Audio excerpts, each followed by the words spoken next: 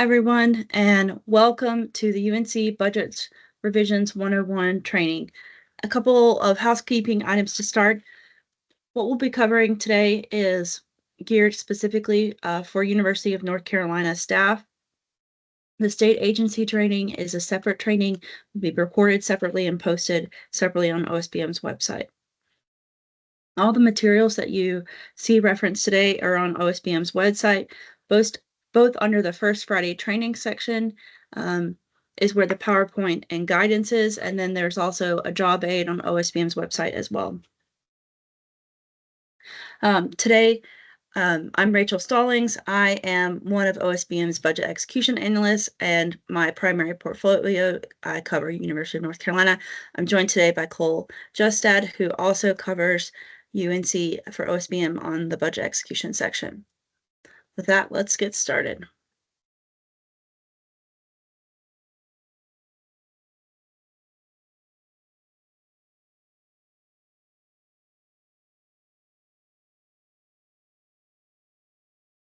We're going to be covering 4 things today. First, we are going to talk about budget authority, where the authority to revise the budget comes from, revising the budget, do a deep dive on revisions. We're going to talk about Type 11, Type 12, and Type 14 revisions, more about what that means coming soon. And this training excludes tuition revision. That will be covered in another budget revision training later in the fall.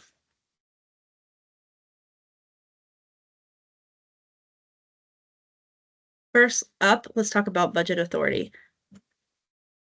There are 3 main sources of budget authority for UNC. There's the North Carolina, for the UNC system, there's the North Carolina Constitution in Article 3, Section 5. There's the State Budget Act, GS 143C, which is the main piece of legislation that governs state budget authority. And then the third pillar are UNC-specific statutes. The most well-known or most prominent one of this is GS 116, but when we say UNC-specific statutes, we mean any part of state law that applies to UNC budgets or UNC legislation. But really, those 3 things together govern budget authority.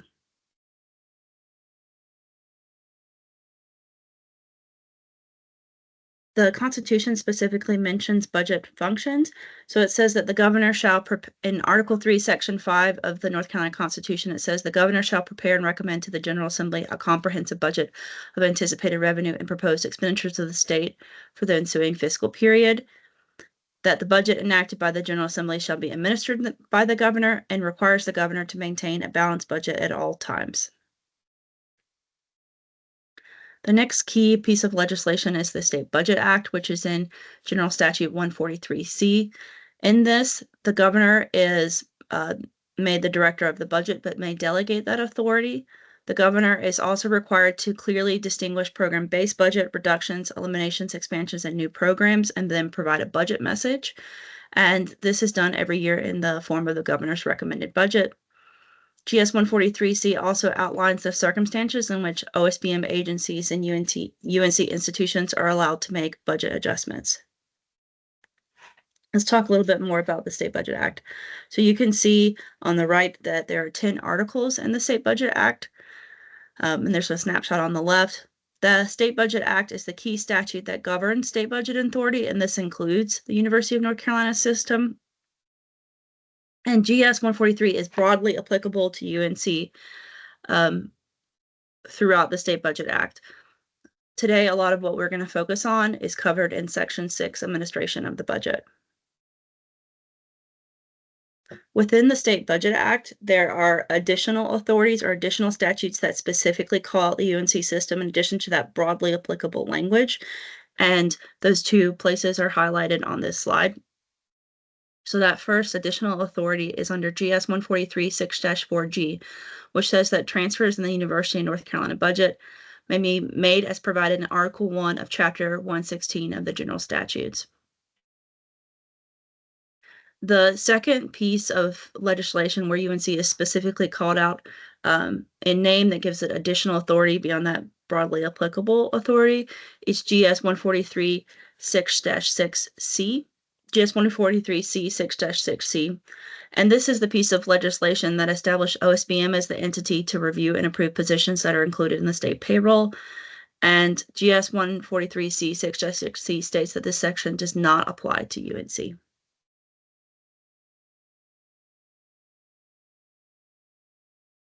Another key piece of legislation that gives the UNC system additional authority under what we call the management flexibility statutes is GS 11630. And this is located within that Article 1 of GS 116 that was just mentioned in the previous slide. So GS 11630 has the following subsections. 30.1 creates the concept of the special responsibility constituent institutions. And at this point, it is all UNC campuses that are designated as SRCIs. And SRCIs are given additional flexibilities. So in 30.2, general funds for appropriations for SRCIs are made in a single sum, in a lump single sum to each budget code. 30.3 allows for management flex carry forward of 2.5% for each SRCI budget code. 30.3A provides authority to budget additional receipts above budgeted, i.e. certified receipts, up to 10%.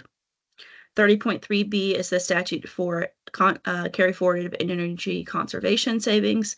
And 30.4 allows the chancellor of each SRCI to establish and abolish positions according to their respective policies.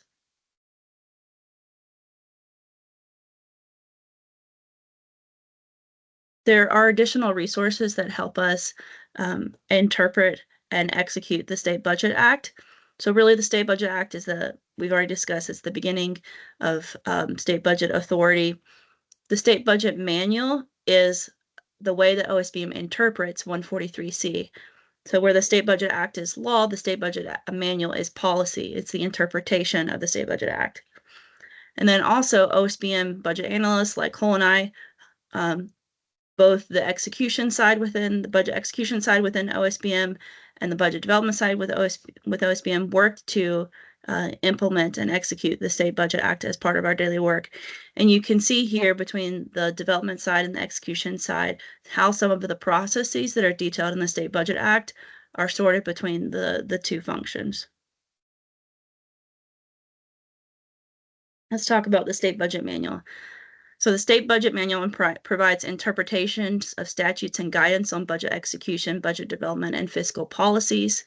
It summarizes both the budget development and execution processes, and it's really designed to be a one-stop resource for all the people that need to help execute the State Budget Act. It's organized thematically, so you can see on the right, I provided a snapshot. It's on OSBM's website underneath the budget tab, and you can select the budget manual. There's a table of contents at the top that covers many sections, and then you can always do a Control F function to find and search specific words or functions. In addition to the State Budget Manual itself, it also contains links to the Constitution, relevant statutes, budget instructions, and a budget glossary. Similarly, UNC also has additional specific authority resources. So the UNC Board of Governors maintains the code and the UNC policy manual. The code incorporates the requirements of the Constitution and general statutes, as well as board bylaws and other high-level policies. And the UNC policy manual provides more specific directions and policies on university matters. So those are the key resources and statutes when it comes to budget authority. Now we're going to talk about revising the budget.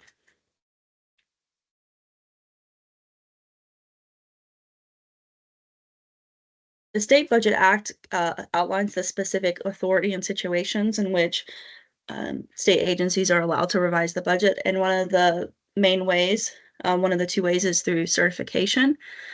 And this is in GS 143C 6-1C that defines certification of the budget. In this, the director of the budget is directed to certify each agency the amount appropriated for each program and each object from all funds included in the budget as defined in the State Budget Act. And it says that the certified budget act for each state agency shall reflect the total of all appropriations enacted for each state agency by the General Assembly in the latest current operations act, which is the formal name for the annual budget bill, but also any other act that affects the state budget. And the certified budget shall be in the format of the budget support document. And what you see here on the right is the BD 307 report produced by OSPM. And this is that static certified budget report that reflects the budget as of certification. So on the left, you see the requirement to do that budget support document. On the right, the budget support document is the BD 307 report. And OSPM posts these BD 307 certified budget reports on our website every time that there's certification. So there's also that historical record. And you can see here it was signed by the director of the budget. Just want to emphasize that this is the static certified budget report at the time of certification.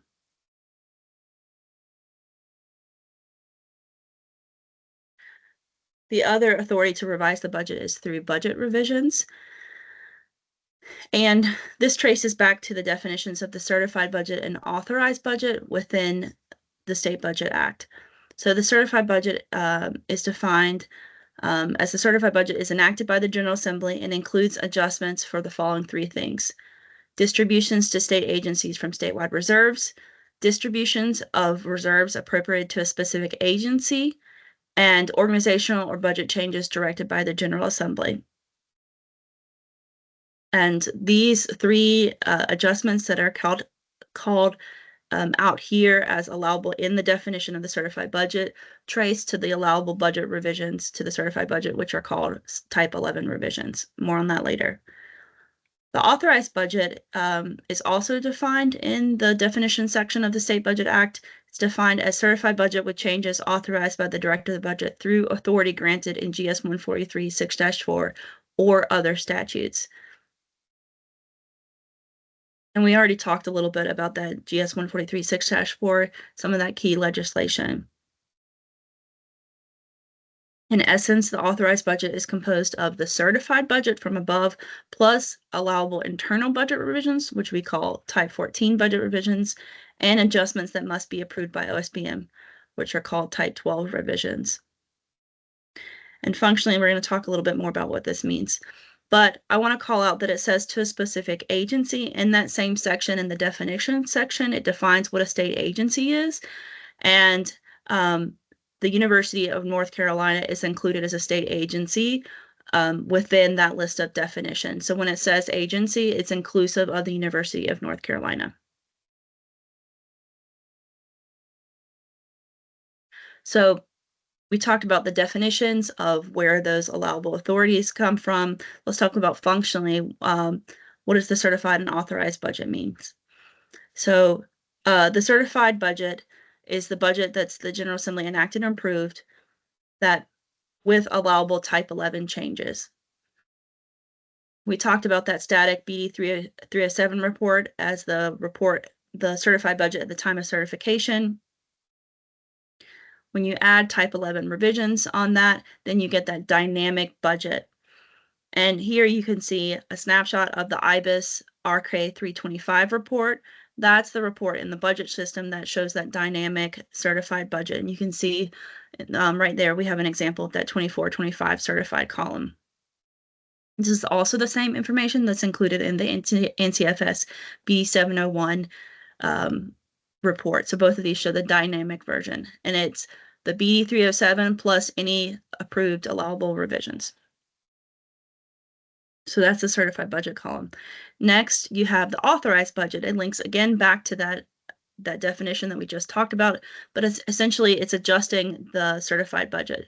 So you have the certified budget plus all allowable budget revisions. It means you start with that same static budget report, the BD 307, plus the Type 11 revisions that were allowed under the certified budget changes, plus Type 12 and Type 14 revisions, and that makes the authorized column. Again, you can see right here on the right-hand side an example of that. This authorized budget, the dynamic authorized budget, is the working budget that we use on a daily basis.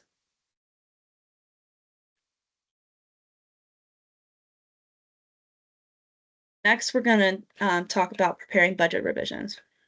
Just one second.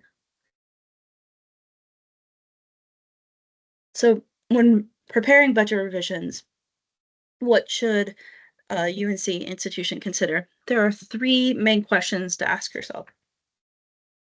One, what are you trying to accomplish on the revision? And why is that adjustment needed? And lastly, what is the authority under which the UNC institution is allowed to make that budget adjustment? And based on that answer, the relevant authority will help the person determining the revision determine what type of revision should be used to accomplish the action. In general, revisions should be focused. So it's a single revision taking a focused action that's based on one allowable budget authority. In general, one revision shouldn't try to do many things under many different authorities.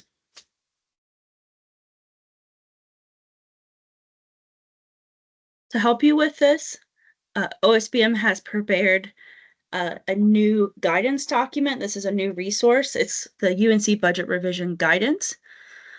And you can see a snapshot of it on the right. This is available on OSBM's website in two places. One, it's under Budget Instructions, Job Aid, Miscellaneous Aids, and it's also available under the First Writing Training Series materials. This guidance document summarizes common budget revisions authorities by purpose, and it covers both certified budget changes and authorized budget changes.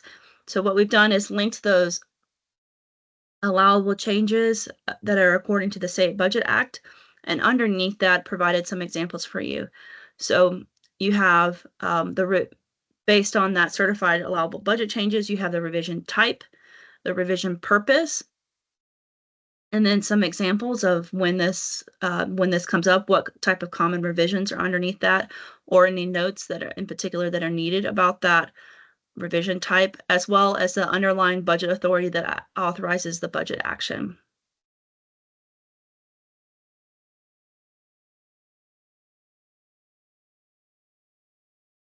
Let's talk about preparing budget revisions. The first thing when you open up a budget revision is you see the basic information form pop up, and it asks you some questions.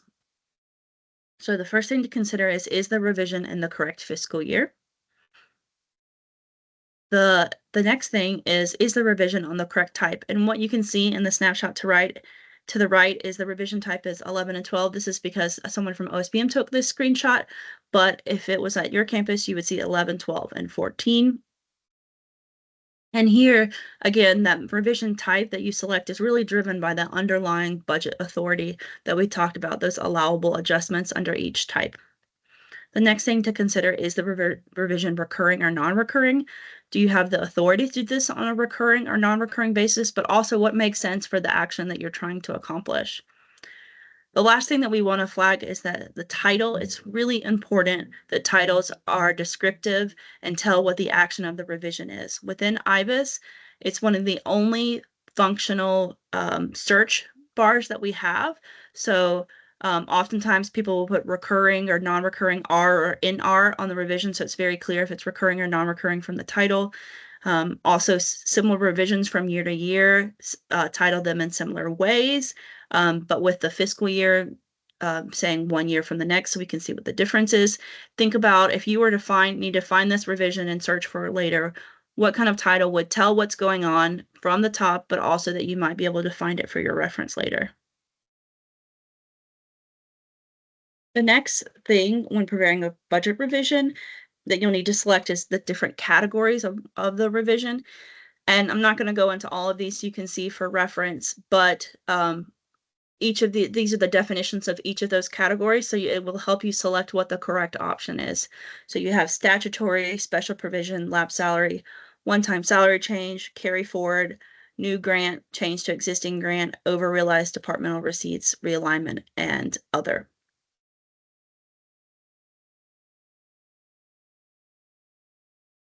The next thing that we want to talk about when preparing a budget revision is the justification and attachment sections. And within the justification section, we're really looking for the following 5 things. So that's purpose, authority, reciprocal, source of funds, and attachments. We're going to talk about each of them. Under purpose, and the justification box is just a text box. So you can put all of this information in the text box so that it's very easy to delineate what each of these specific items that OSBM is looking for is. So purpose. This part is to ensure that the justification describes the purpose and function of the revision. Does it fully explain what's happening on the revision? Why is this needed, and what will be accomplished by its approval? So going back to those key questions that we just asked, it really gets to that the first and second questions about why is it needed, what will be accomplished. Next, list the authority.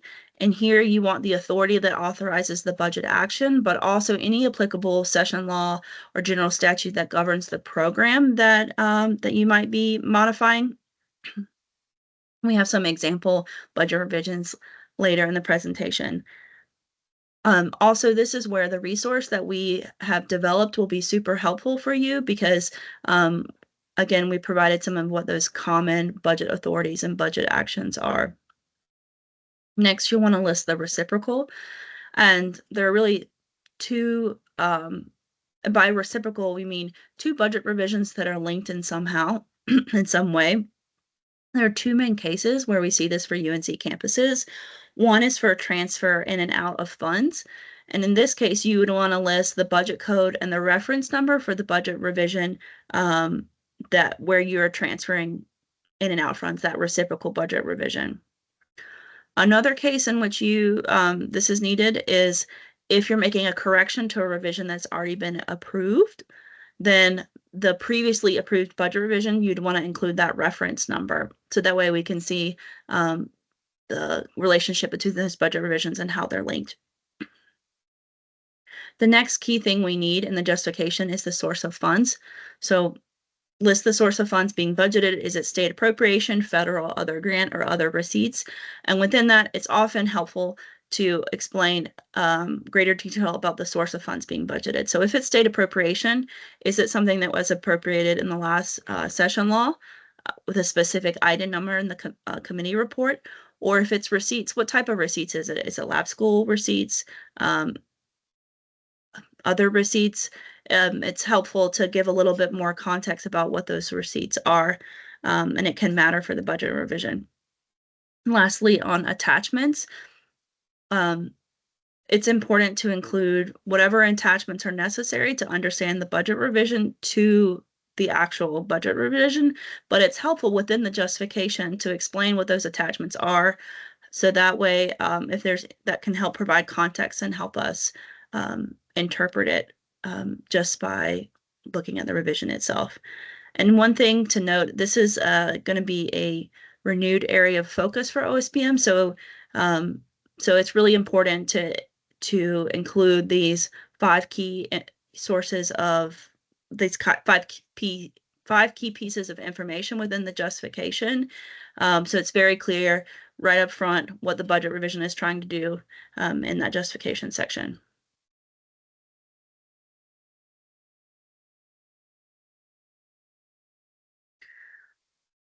This is a checklist for you when you're reviewing the budget revisions before they're submitted to OSBM to make sure that you've gotten all the information you need and that the revision is done correctly. And this same checklist is also the checklist that Cole and I use when we're reviewing revisions. It's the same information. So the first question you can ask yourself is the revision type correct? Is it a type 11, 12, or 14? And again, it's based on that underlying budget revision authority that we've talked about. Does the effective date make sense with the action on the revision? Oftentimes, revisions will start with July 1st at the beginning of the fiscal year, and it's because the action that you're trying to take happens over the whole fiscal year. But if there's an action that happens at a different time, say there's a specific legislation that authorizes the action on a different date, then you would want to make sure that the effective date reflects whatever date is authorized in the action. So it just depends over what time period the budget action is taking place or when the authority starts when considering the effective date. Is the title sufficiently descriptive and accurate for the action on the revision? Again, we've talked about the importance of titles here. Is the correct category selected? You can use the definitions that we provided to make sure that you're categorizing the revision correctly. And make sure to evaluate the justification for completeness and accuracy. And again, very key in the justification, make sure that you state what the authority for the budget change is. If applicable, is the budget revision information entered in both in the justifications section or the transfer to from statewide reserves? So that transfer to from statewide reserves box is used for transfers appropriation between budget codes. Otherwise, it's not used. But if you do have a transfer appropriation with a different budget code within UNC, then you would want to make sure that that transfer to from statewide reserves box is filled out. Lastly, make sure to include and describe any attachments or additional information that's needed to understand the budget revision. Next, let's talk about OSBM's, the role of the OSBM budget analyst. So when reviewing budget revisions, the OSBM budget analyst develops an understanding of the requested adjustments based on all that we've talked about so far. So the State Budget Act, the State Budget Manual, any other relevant state statutes, budget reports, information that's provided on the budget revision. And based on that understanding, we also review the revision for budget authority and for technical accuracy. After reviewing the request, the OSBM budget analyst will then make a recommendation and then take the appropriate action, whether it's approval, return, or denial. And before approving, the OSBM must fully understand the request, the legal authority for the request, and that the revision is technically accurate. And why does this matter? One, it's in our mutual interest. The more that the revision information is complete, the easier it is to review and approve quickly to make sure that those budget actions are getting processed quickly. It's really helpful if all the information is there up front, because then it minimizes the need for follow-up questions. Also, IBIS is the official system of record for budget changes and actions. It's also the budget revision provides the historical record of why this revision was approved. Budget revisions are also subject to audit requirements, and at the General Assembly, the Fiscal Research Division also have access to IBIS, and the Fiscal Research Division regularly reviews revisions to ensure that they comply with state law. So a good rule of thumb is to ask yourself, would someone else other than yourself be able to understand what's being accomplished, the budget authority for the change? Making sure that it's digestible and understandable and clear for someone else is a good rule of thumb to ask yourself. But also, we, when we're reviewing revisions, we ask this of ourselves as well.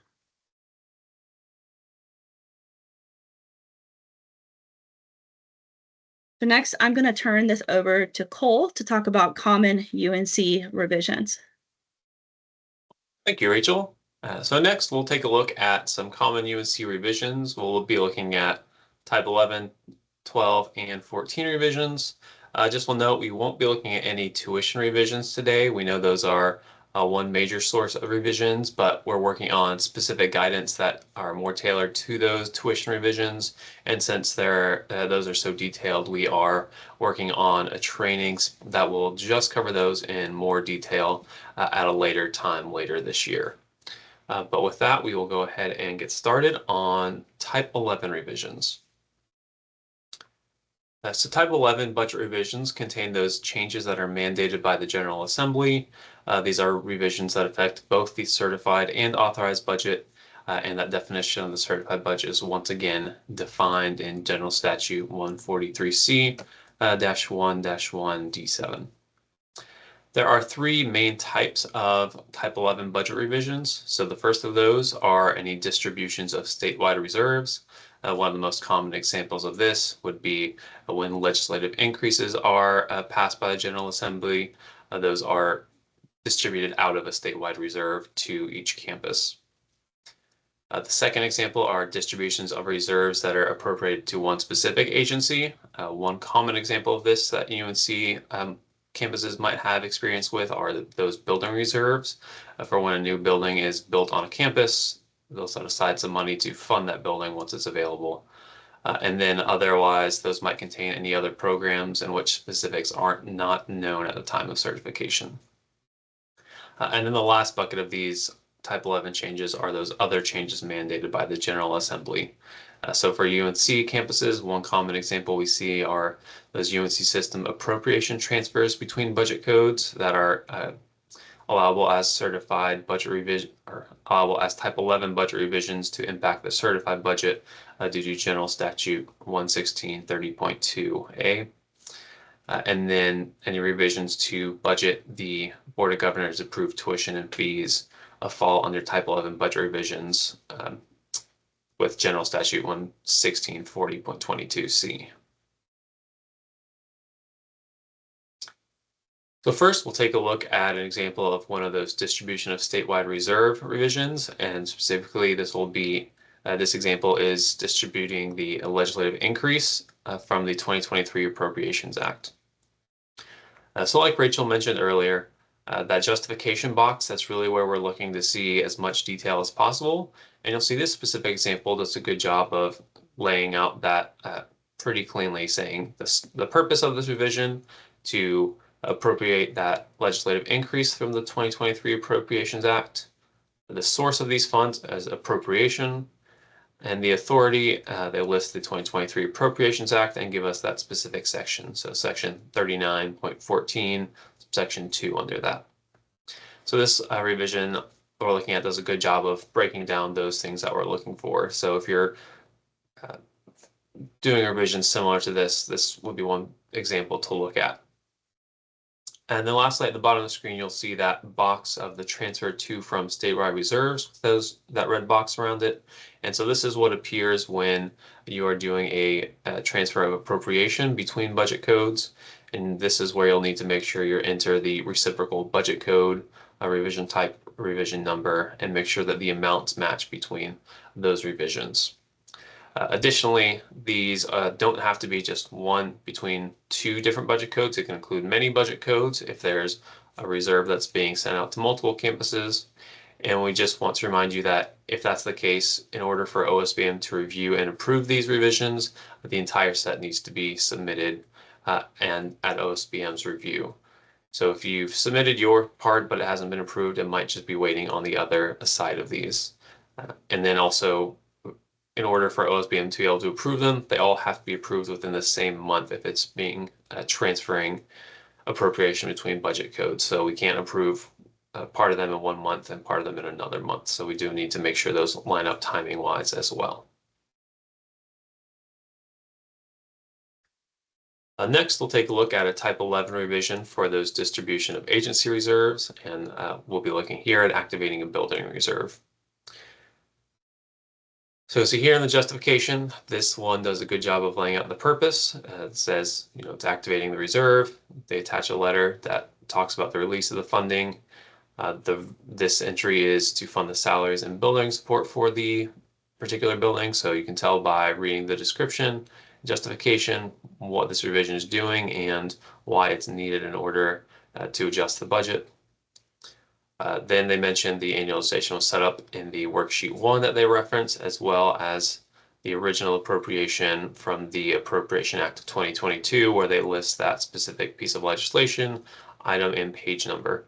So it does a good job of citing the authority there, so we can track down exactly where those numbers came from and the source of authority behind those, so that we can clearly see it is allowable as a Type 11 revision. And then they also cite General Statute 116.30.2.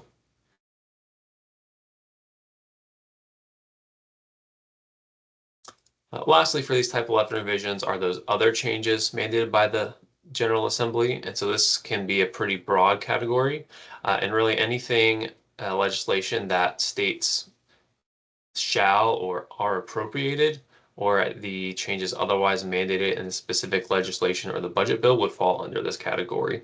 So if there's a piece of legislation that states your campus shall do X, then that would mean if there's a budget action associated with it, it could be done on a Type 11 revision. The example we're looking at here is for the sports wagering state aid receipts. And we picked this example since so many campuses have those now. And here it does a good job of laying out the purpose to budget those receipts and then listing the authority.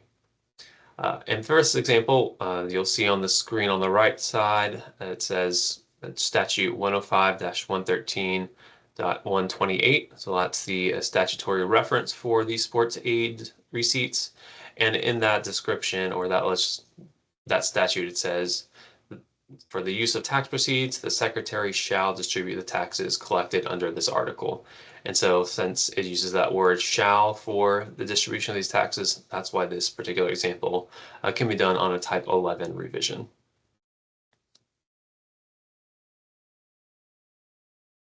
Now we'll take a look at several Type 12 budget revisions. And these Type 12 budget revisions are for transfers or receipt changes within the UNC budget that are allowable under General Statute 116.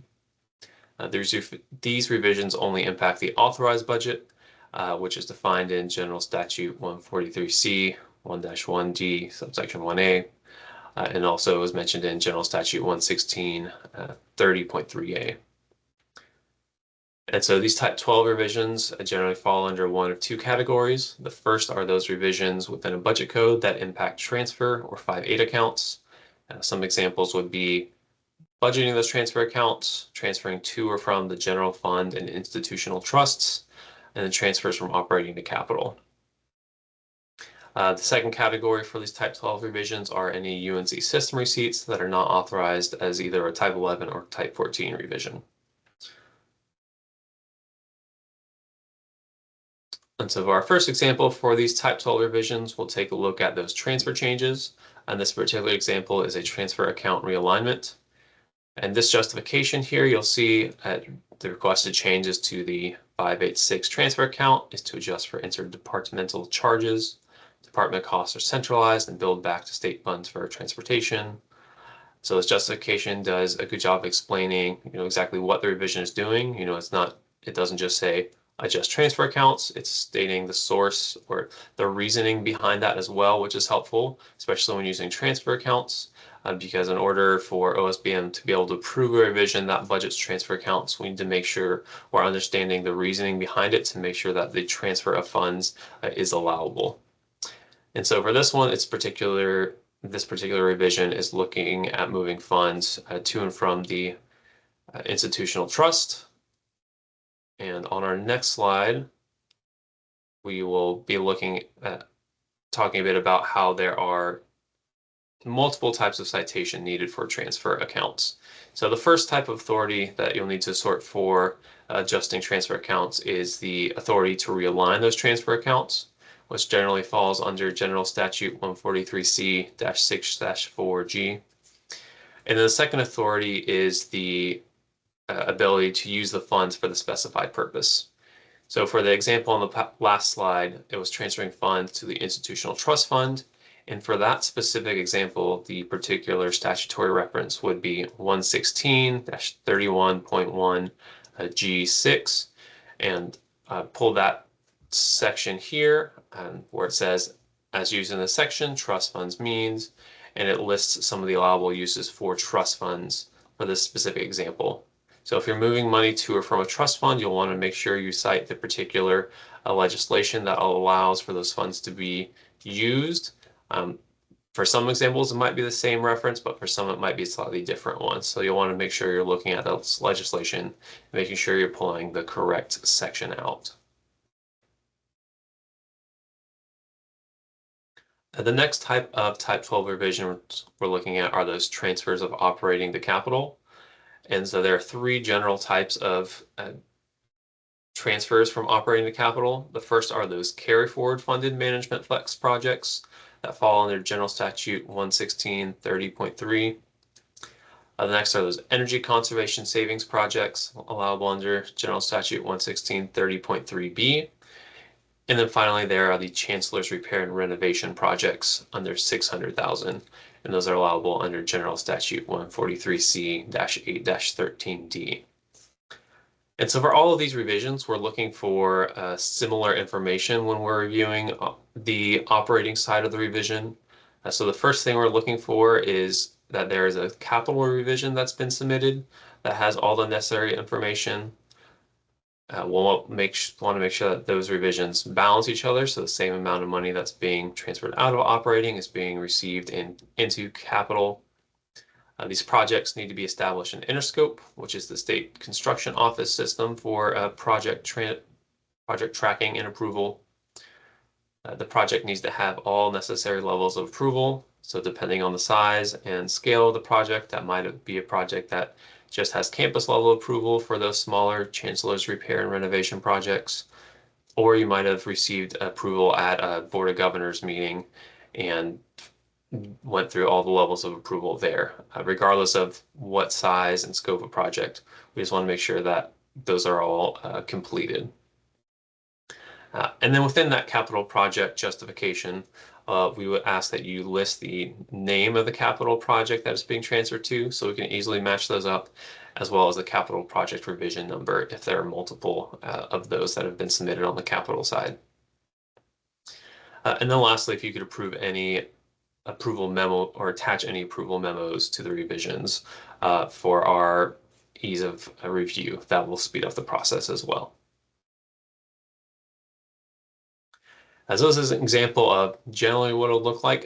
For the purposes of this training, we pulled out some of the specific details just to make sure we're looking at the general framework of these revisions as opposed to very specific projects.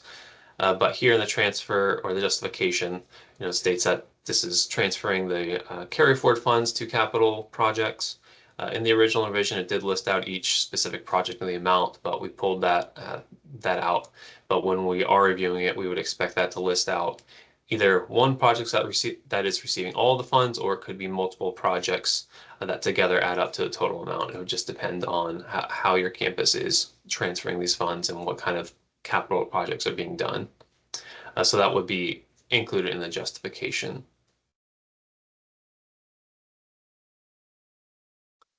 And then the second type of, or other type of type 12 revisions are for those budgeting receipts that aren't authorized on either type 11 or type 14.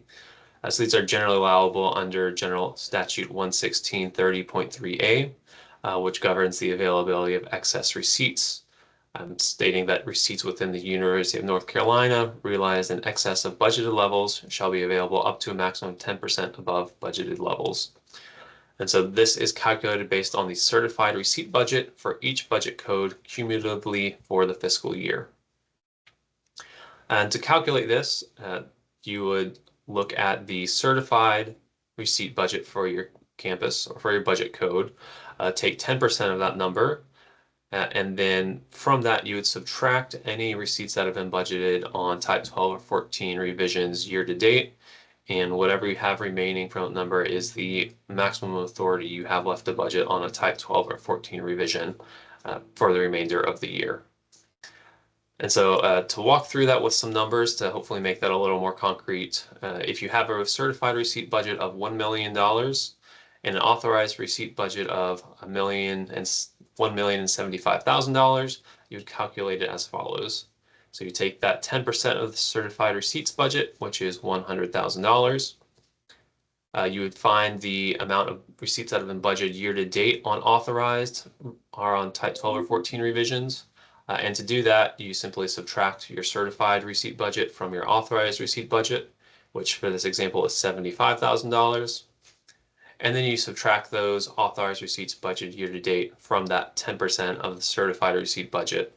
And so in this example, that's $100,000 minus $75,000, which leaves $25,000 left to calculate. So if you're ever working on a revision and you have questions on how to calculate this, feel free to reach out to us. But this is how we are calculating it on our side and checking when we're reviewing these receipt revisions.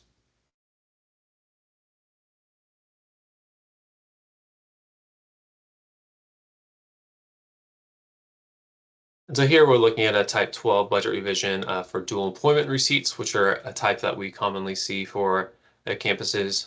So you'll see at the top the over realized departmental receipts was checked, and then justification does a good job of laying out what they're for, the authority to budget those additional receipts, as well as the attached list of borrowing agencies, particularly for these dual employment revisions. You can either attach the CP30 form for these cases, or you can attest that it's on file. Either way works, but that is something we're checking for these specific types.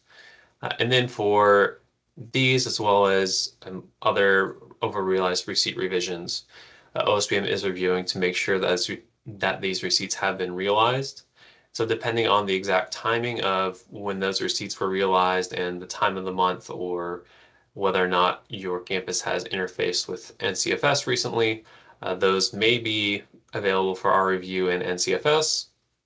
But if they're not, you can also provide a screenshot or report from Banner or PeopleSoft to back up those receipts and show that they've been realized in your system. The last type of revisions we're looking at today are those Type 14 Management Flex revisions. Just like Type 12, these only impact the authorized budget, and they're allowable under General Statute 143C, 6-4G, and General Statute 11630.2. And these are revisions that can be approved internally, and that means they can be done all within a campus. They don't need to go to the UNC or to the UNC system office or OSBM for review. They can be done entirely on a campus. And the UNC Type 14 authority is based on General Statute 11630.2, as well as the State Budget Manual, Section 3.6.6. And so these are allowable for realignments within a budget code that don't impact the 5.7 or 5.8 accounts. They're allowed for budgeting receipts up to the OSBM delegated threshold. For the current fiscal year, that limit is 5,000. And they're also allowed for position creation and all position actions that are not caused by either a Type 11 or Type 12 revision. And here's an example of what one of these Management Flex revisions looks like. Most campuses do these on a monthly basis. Sometimes it might be slightly less frequently depending on your own internal needs, but we see these oftentimes on a monthly basis for campuses. The only time OSBM really sees these is when we're reviewing just to make sure that no 5.7 or 5.8 accounts were budgeted, or if we're just trying to help track down an issue that we've been contacted about and we're working with the campus on. But these can just move budget around as needed to reflect spending throughout the year for a campus.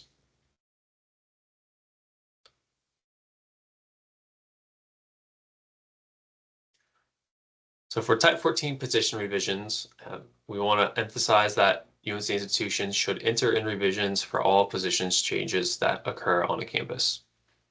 UNC campuses are allowed to enter the net changes without position numbers by budget fund, account, and fund source. This is required as part of the OSBM budget closeout checklist, so this needs to be done at the very least on a quarterly basis. And UNC institutions do not interface with the Fiori or Beacon system. So that means that the IBIS FTE record is the official FTE count for universities and the basis of future budgets. So when we start the base budget process, the FTE count that gets pulled into that process is pulled from IBIS. So the only way to make sure that your FTE count is accurate for that process, as well as other processes for the statewide review, is to update those through IBIS with revisions as those actions are needed. And if you're doing the Type 14 positions revisions, those will only impact the authorized FTE count. So any personnel actions that result from either a Type 11 or Type 12 revision should be included on those revisions to make sure that the certified and authorized FTE count are accurate throughout the year. So if you have a revision that you're entering as a Type 11 because it was a change mandated by the General Assembly, and you know that that change will either increase or decrease your FTE count, you'll want to ensure that you're budgeting positions on that revision at the same time, or else your certified budget won't be able or will not reflect the number you have on your campus system. This is an example of a Type 14 budget or position revision that is realigning a position from the SPA to EPA. And so here you'll see those first two boxes at the top, the positions and position summary. Those boxes only appear when you are doing a position revision and start entering information into that FTE count. And here's where you can adjust those at the account and fund source level. So unlike state agencies, these don't need to have a position number and the detailed information for every single FTE. They can be summarized by that account, program, and fund source combination. Those are the examples of the revisions that we wanted to walk through. We also wanted to talk about one particular column on the budget revision that can be a little confusing. This is the annualized column on budget revisions. This is a column that only activates for recurring revisions with an effective date other than July 1st. The data from the second year of the biennium is what is pulled into IBIS for the next biennium. Therefore, if this column is left blank on those recurring revisions with an effective date other than July 1st, then no budget will be copied into the new fiscal year. And to make that hopefully a little clearer, we have a couple of examples of what this looks like in practice. So the top half of the screen are the requirements and receipts for a revision that has an effective date of July 1st. And you'll see that annualized amount column is left to 0 because the amount that is budgeted in that second year. So for this specific example, it's the authorized amount or the amount for 2018 to 2019. That is the amount that should be pulled into the next biennium for the budget. And so the annualized column doesn't need to be entered. On the bottom half of the screen, you'll see the requirements and receipts for revision with an effective date of December 1st. And this particular revision is budgeting either one position or potentially multiple positions that started on December 1st of the year that they're being budgeted. And since those positions are starting on December 1st, they don't need to budget the full salary and benefits associated with those positions for the current year. So they're only budgeting the amount they need to pay for that position from December 1st through June 30th of the year. However, if the annualized column was not entered for this revision, then the next year that would be the same amount that gets pulled into the next biennium. So instead of being able to pay for that position over the full year, it would only pull in 7 months of the needed cost of that position. So for this example, the annualized amount is filled out to make sure that the full cost for these positions for 12 months is accounted for and not just 7 months.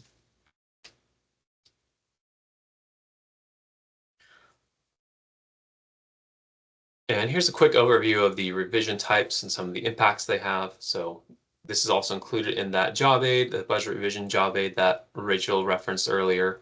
But we have just a quick overview. So if you're looking at and wondering, what's the difference between these revisions, so hopefully help make that clear. So what budget do each type of revision impact? What level of approval is needed? What actions are allowable? And then whether or not they can be done in recurring or non-recurring.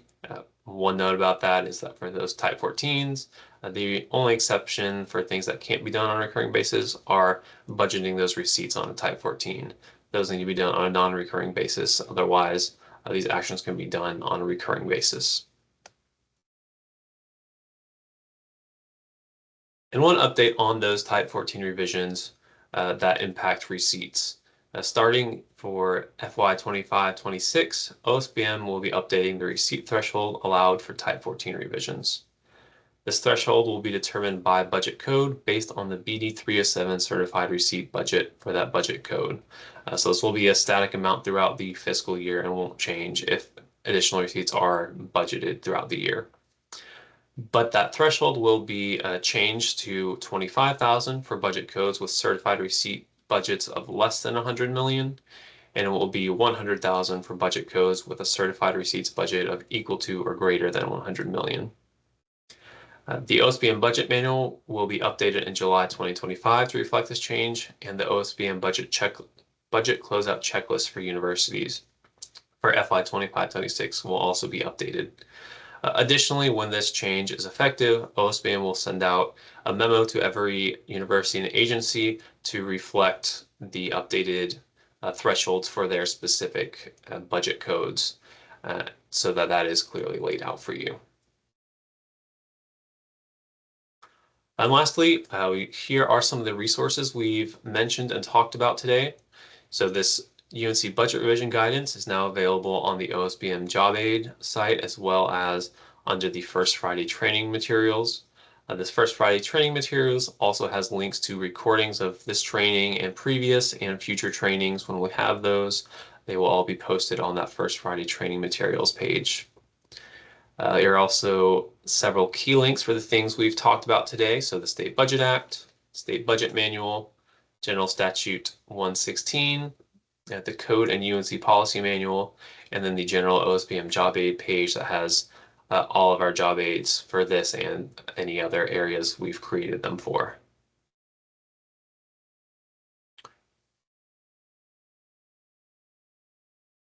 And that is our training for you today. We hope you found it helpful. If you ever have any questions for us about either things we've talked about today, or if you have ideas for trainings that might be helpful for you and your team in the future, please feel free to reach out to us and let us know. We're always looking for ways to help you all make things easier. So if there are any ideas you have for what we can do to make that work better, please let us know. Thank you.